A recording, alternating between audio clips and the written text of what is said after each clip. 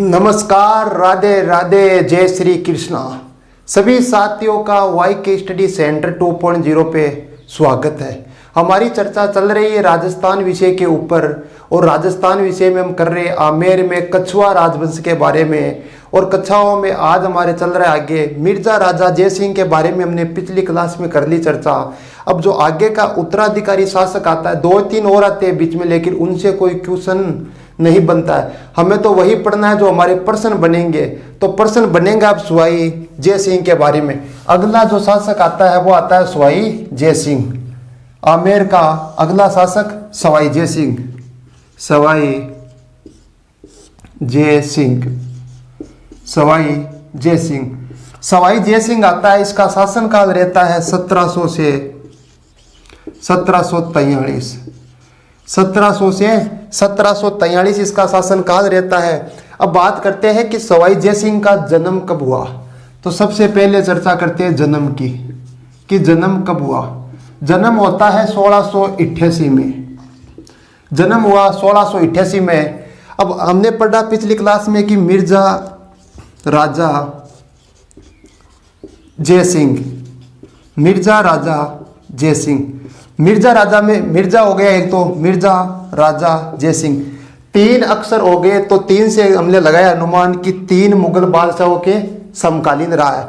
उसी प्रकार सवाई जय सिंह का तो सवाई में आ गया 7। सह से सवाई, सह से 7।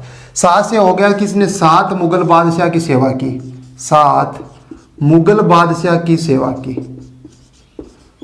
7 मुगल बादशाह की सेवा की। 7 मुगल बादशाह की सेवा की, या 7 मुगल बादशाह के समकालीन रहा है। अब 7 मुगल बादशाह कौन कौन से रहे। सबसे पहले आ गया औरंगजेब। औरंगजेब आ गया। औरंगजेब के बाद में आता है बहादुर शाह। बहादुर शाह, जहादर शाह, फर्रुख शेर। अब लिख लेते हैं एक बार। सबसे पहले आ गया औरंगजेब। औरंगजेब की 2 नंबर पे आ गया बहादुर शाह। बहादुर शाह आ गया। 3 नंबर पर आ गया जहांदर शाह। जहांदर शाह 3 नंबर पर आ गया जहांदर शाह। 4 नंबर पर आ गया फर्रुख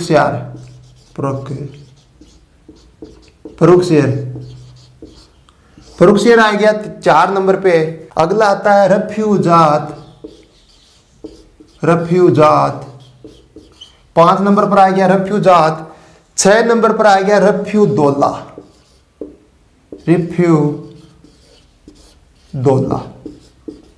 और 7 नंबर पर जो अगला आता है अंतिम, वो आता है मोहम्मद शाह रंगीला। मोहम्मद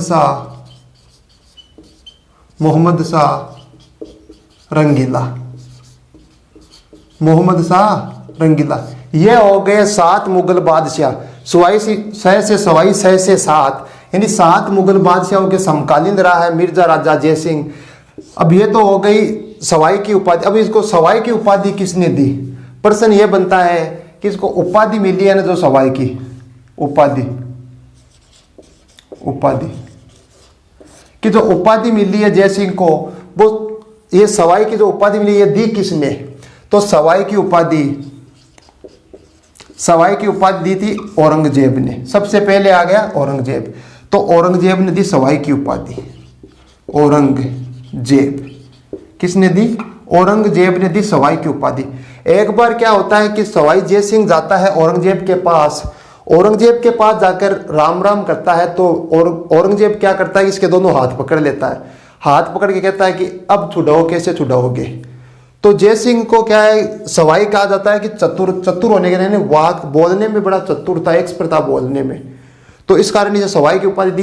हाथ पकड़ लिए तो इसने कहा कि मेरे तो साक्षात बादशाह ने हाथ पकड़ लिए, मन तो अब तैयारी करवा की जरूरत ही कोई नहीं है। साक्षात मोदी हाथ पकड़ लियो मारो, तो तैयारी की तो मन तो जरूरत है कोई नहीं। ये कैर जना इन दे दी उपाधि सवाई की, कि बोलने में बड़ा एक्सपर्ट था ये सवाई जय सिंह। लेकिन इसका नाम सवाई जय सिंह का जय सिंह नहीं था पहले। इसके भाई का नाम था जय सिंह और इस स्वयं का नाम था विजय सिंह। इसका उपाधि दी, तब का बोलने में होशियार था। तब नाम विजय सिंह तो हटाया और विजय सिंह के नाम रख दिया जय सिंह, यानी नाम की अदला बदला की, नाम की अदला बदला की। ये हो गया सवाई जय सिंह, 7 मुगलों के समकालीन। अब आगे क्या आता है सवाई जय सिंह के बारे में कि इसके समय इसने 5 सौर वेधशालाओं का निर्माण कराया, 5 सौर वेधशाला बनवाई, सौर वेधशाला बनवाई, 5 सौर वेधशाला बनवाई। कौन कौन सी है 5 सौर वेधशाला? किसने वेधशाला का निर्माण किया? तो पहले आ गई, पहली बना दी बादशाह के सम्मान के खातिर, बादशाह था दिल्ली का, तो सबसे पहले बना दी दिल्ली में, सबसे पहले दिल्ली में बनाई। तो सबसे पुरानी वेधशाला, सबसे पुरानी कि सबसे पुरानी कौन सी वेधशाला है? तो वो हो गई दिल्ली की। दूसरी की बात करते हैं तो दूसरी बना दी स्वयं के क्षेत्र यानी जयपुर में, दूसरी बना दी जयपुर में, जयपुर में बना दी।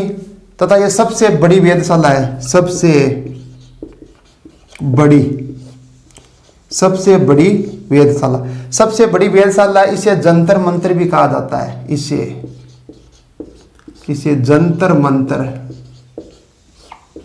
जंतर मंतर भी कहा जाता है। 2 हो गई, दिल्ली हो गई, जयपुर हो गई। अब आ गई बनारस, तीसरी कर दी बनारस, मथुरा, मथुरा, और 5वीं हो गई उज्जैन, उज्जैन। यानी 5 वेधशालाओं का निर्माण किया। सबसे पहले दिल्ली सबसे पुरानी वेधशाला है, उसके बाद जयपुर जो सबसे बड़ी है, इसे जंतर मंतर भी कहा जाता है, तीसरी बनारस, चौथी मथुरा, 5वीं उज्जैन। यानी 5 सौर वेधशाला का निर्माण किया। ये हो गई वेधशाला, लेकिन इसमें 4 तारीख है वो याद रखना में। एक आती है 8, 27, 34, 40, 8, 27, 34, 40, 3-4 बार बोलने पे याद हो जाएगी। 8, 27, 34, 40, 8, 27, 34, 40, यानी 1708, 1727 और 1734 और 1740, चारों याद कर लेनी है, इंपॉर्टेंट। और इन 4 तारीखों में ही पूरा जय सिंह हो जाएगा कंप्लीट। सबसे पहले आती है 8, 1708। 1708 में क्या होता है? 1708 में होता है देवबारी समझौता। कौन सा समझौता? देवबारी, देवबारी समझौता। लेकिन हमें पहले देवबारी समझौता नहीं पढ़ना है। देवबारी समझौता क्यों पढ़ा, इसका कारण क्या है, ये पढ़ना है पहले। क्यों पढ़ा देवबारी समझौता, क्यों हुआ? समझौता होने का कारण क्या है कि 1708 में होता है देवबारी समझौता, देवबारी समझौता, देवबारी समझौता। अब ये समझौता हुआ क्यों, कारण कि कारण क्या है कि समझौता हुआ? तो 1708 से यदि हम पीछे बैक में चलते हैं तो आता है 1707। 1707 में हो जाती है औरंगजेब की मृत्यु, यानी 1707 में हो गई औरंगजेब की मृत्यु। औरंगजेब की मृत्यु हो गई 1707 में। और औरंगजेब के 2 पुत्र आते हैं, एक का नाम आजम, दूसरे का नाम है मुज्जम। आजम और मुज्जम दोनों के बीच में उत्तराधिकारी संघर्ष चल रहा है। दोनों फै लड़ रहे हैं आपस में, बुरी तरह से लड़ रहे हैं दोनों आपस में कि मैं बैठूंगा गद्दी पर, ये कह रहा है मैं बैठूंगा। लेकिन आजम और दोनों के बीच में भाई उत्तराधिकारी संघर्ष चल रहा है, तो युद्ध तो होगा, बड़ा युद्ध तो बड़ा युद्ध तो होगा, स्वाभाविक बात होगा बड़ा युद्ध। तो आजम का साथ देता है आमेर का सवाई जय सिंह कि आजम के पास आ गया सवाई जय सिंह, ये हो गया आजम का साथ दे रहा सवाई जय सिंह। अब आजम का साथ दे रहा सवाई जय सिंह, तो सवाई जय सिंह का विरोधी कौन है? इसका भाई विजय सिंह। तो विजय सिंह साथ देगा मुज्जम का, विजय सिंह साथ देगा मुज्जम का। दोनों के बीच में युद्ध हो रहा है, युद्ध हुआ शुरू, और युद्ध हुआ जाजव का युद्ध, जाजव का युद्ध होता है 1707 में। औरंगजेब की मृत्यु होने के बाद जाजव का युद्ध होता है। जाजव के युद्ध में आजम हार जाता है। आजम क्या हो गया? हार गया। आजम हो गया पराजित और जीत गया मोजम। मोजम जीत गया तो इसने जीतते ही क्या किया, अपना नाम बदला। पहले मोजम नाम बदल कर नाम रखा अपना बहादुर शाह। बहादुर शाह, बहादुर शाह प्रथम कि बहादुर शाह के नाम से गद्दी पर बैठा कि बहादुर शाह के नाम से गद्दी पर बैठा। कौन बैठा? मोजम बैठा। और विजय सिंह को आगे लिखते हैं कि मोजम बहादुर शाह के नाम से, बहादुर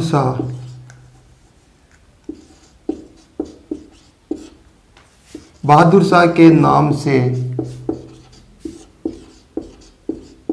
गद्दी पर बैठा और विजय सिंह को आमेर का शासक बनाया। विजय सिंह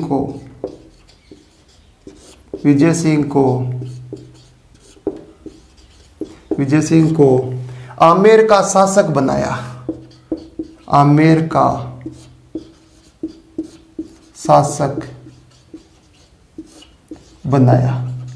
आमेर का शासक बनाया विजय सिंह को, और सवाई जय सिंह को हटा देता है आमेर की गद्दी से। और आमेर का नाम बदल कर दिया इस्लामाबाद। आमेर का नाम बदल कर इस्लामाबाद कर दिया। इस्लामाबाद भी मिलता है और मोमिदाबाद भी मिलता है। क्या कर दिया? नाम बदल कर इस्लामाबाद कर दिया। अब नाम बदलकर इस्लामाबाद कर दिया। अब मौजम यानी बहादुर शाह,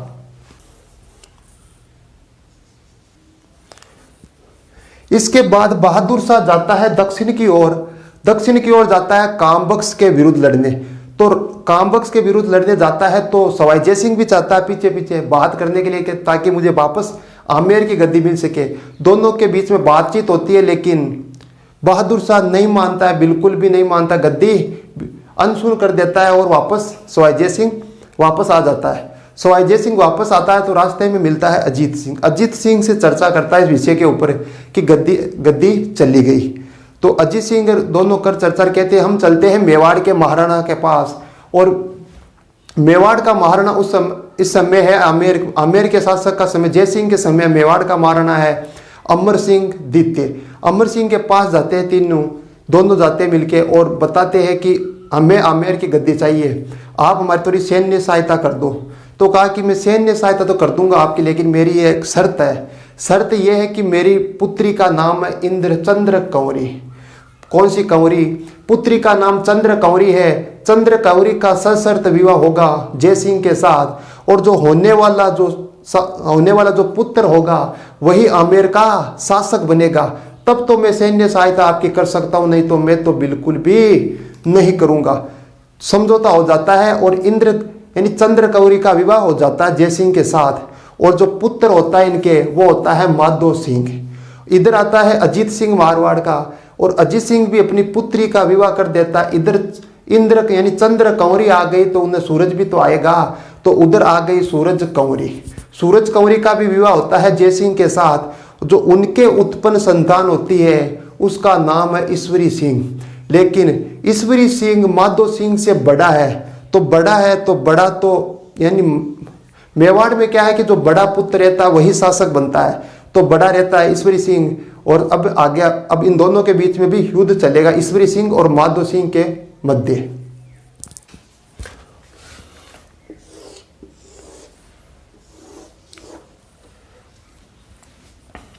इधर आ गया मारवाड़ का आ गया अजीत सिंह। मारवाड़ का अजीत सिंह, और ये आ गया मेवाड़ का आ गया अमर सिंह। मेवाड़ का अमर सिंह सेकंड। मेवाड़ का अमर सिंह आ गया और मारवाड़ का अजीत सिंह आ गया। और आमेर, इधर आ गया आमेर, और आमेर का आ गया सवाई जय सिंह, सवाई जय सिंह, सवाई जय सिंह आ गया। अब तीनों के बीच में मुलाकात होती है यहाँ देवबारी में। कहाँ होती है? देवबारी में।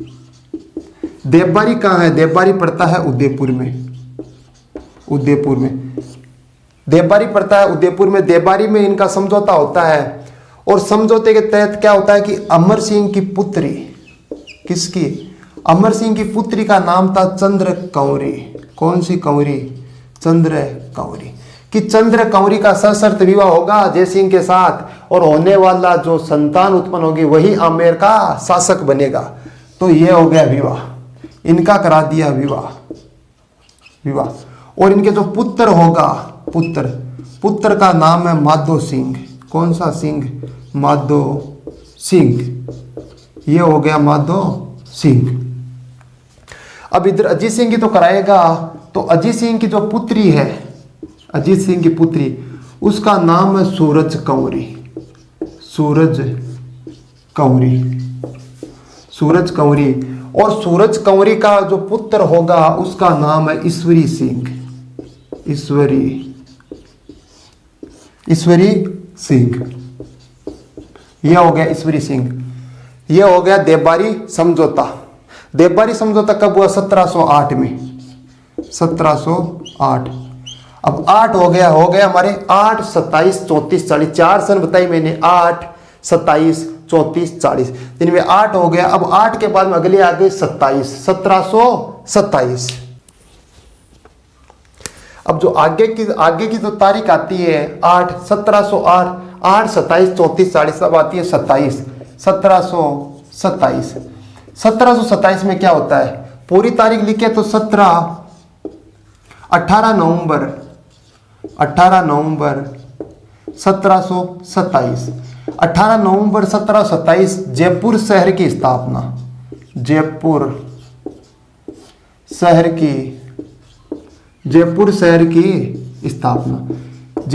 की स्थापना कब की? 18 नवंबर 1727 में। और जयपुर शहर की जो नींव रखी, वो नींव किसने रखी? कि जयपुर शहर की नींव किसने रखी? नींव तो रखी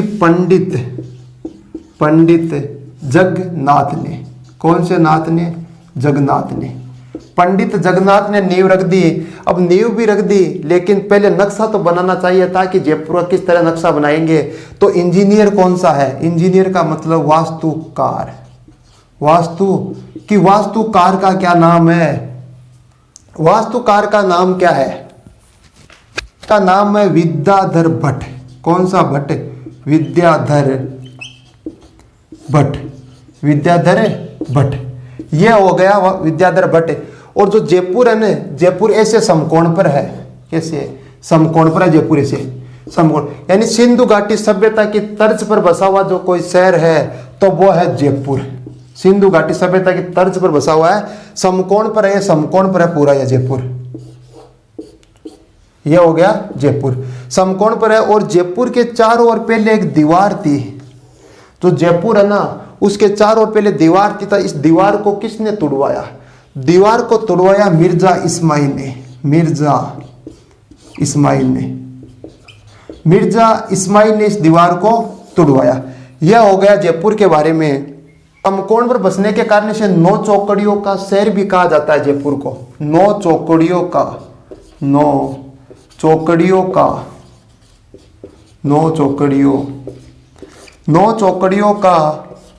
शहर भी कहते हैं। 9 चौकड़ियों का शहर भी कहा जाता है जयपुर को। और जो जानकारी मिलती है इस जयपुर के बारे में, निर्माण किसने किया और कब किया, जानकारी मिलती है, वो मिलती है बुद्धि विलास ग्रंथ में। बुद्धि विलास ग्रंथ में। और ये ग्रंथ लिखा किसने? तो ये लिखा भक्त राम ने। चाकसू के भक्त राम ने लिखा। चाकसू के भक्त राम ने लिखा। चाकसू के भक्त राम ने लिखा। यह हो गई 1727। 8, 27, 34। अब आएगा 34। 1734 1734 में क्या हुआ था? 1734 में होता है हुरडा सम्मेलन भीलवाड़ा में। आगे आ गई 34, 27 पढ़ लिया, आगे आ गई 34। हमने पढ़ा 8, 27, 34, 40। 34 में आ गए। 34 में होता है हुरडा सम्मेलन। हुरडा सम्मेलन, हुरडा सम्मेलन। हुरडा सम्मेलन कहाँ होता है? भीलवाड़ा में। भीलवाड़ा, हुरडा पड़ता है भीलवाड़ा में। यह हो गया हुरडा सम्मेलन। हुरडा सम्मेलन के बारे में हमने मेवाड़ के इतिहास में पूरा पढ़ा है, लेकिन थोड़ी चर्चा और कर लेते हैं। हुरडा सम्मेलन हुआ था 17 जुलाई 1734 को। 17 जुलाई 1734 को हुरडा सम्मेलन होता है। हुरडा पड़ता है भीलवाड़ा में। और इसका जो उद्घाटन करता, यानी इसको जो शुरू किया था ना हुरडा को, वो किसने किया था? यानी उद्घाटन करता, शुरू करने वाला, शुरू लिख देते हैं, शुरू करने वाले का नाम था जय सिंह, सवाई जय सिंह, सवाई जय सिंह। ये हो गया। ये जो मेवाड़ के संग्राम सिंह थे ना, मेवाड़ के संग्राम सिंह सेकिन, उन्होंने इसकी अध्यक्षता की थी, लेकिन अकाल मृत्यु होने के कारण उनके बाद जो इनकी अध्यक्षता करता है, अध्यक्षता की अध्यक्ष कौन था? तो वो था जगत सिंह द्वितीय। जगत सिंह द्वितीय ने की थी इसकी अध्यक्षता। अब आती है बात कि किस किस शासक ने भाग लिया था। बात करते हैं जोधपुर की बात करते हैं तो जोधपुर का अभय सिंह आ गया, बीकानेर का जोरावर सिंह आ गया, नागौर का भक्त सिंह आ गया, बूंदी का दलेल आ गया, कोटा का दुर्जन साल आ गया। इन सब के बारे में हमने मेवाड़ में चर्चा कर दी। चलो इतनी बात करेंगे हुरडा सम्मेलन के बारे में। ये हो गया हुरडा 17 जुलाई 1734 को होता है, यानी मराठाओं की लूट से बचने के कारण हुआ था यह सम्मेलन 17 जुलाई 1734 में। सबसे पहले मराठाओं ने प्रवेश किया था बूंदी रियासत में। कहाँ किया था? बूंदी रियासत से इन्होंने वो कर लेना शुरू किया था, वसूल करना बूंदी से। यह हो गया 17 जुलाई 1734 हुरडा सम्मेलन। सवाई जय सिंह ने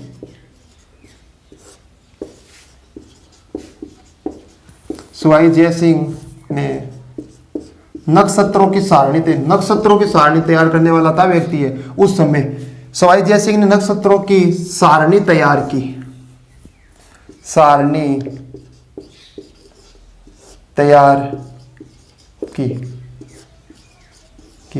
जिसे जीज ए मोहम्मद शाही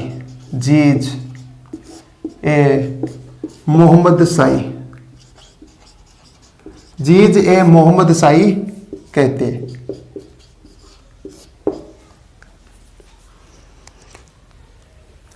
और क्या किया? और इसने अश्वमेध यज्ञ करवाया।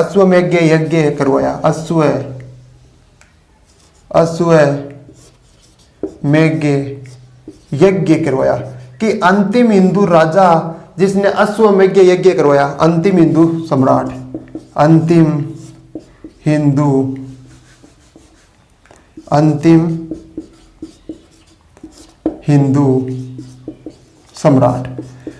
हिंदू सम्राट जिसने अश्वमेध यज्ञ संपन्न करवाया। अब इसके दरबारी विद्वान कौन कौन से, उनके बारे में लिख लेते हैं। जय सिंह के दरबारी विद्वान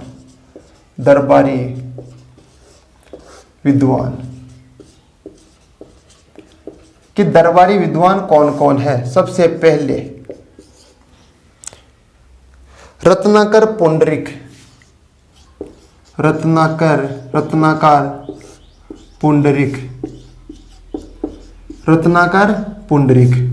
पुंडरीक की पुस्तक का नाम है जय सिंह कल्पद्रुम।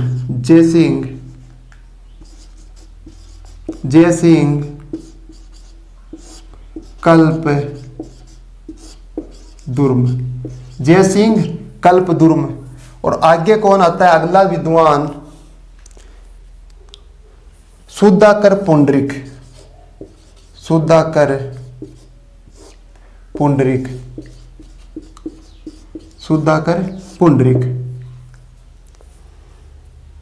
पुस्तक का नाम है साहित्य सार संग्रह, साहित्य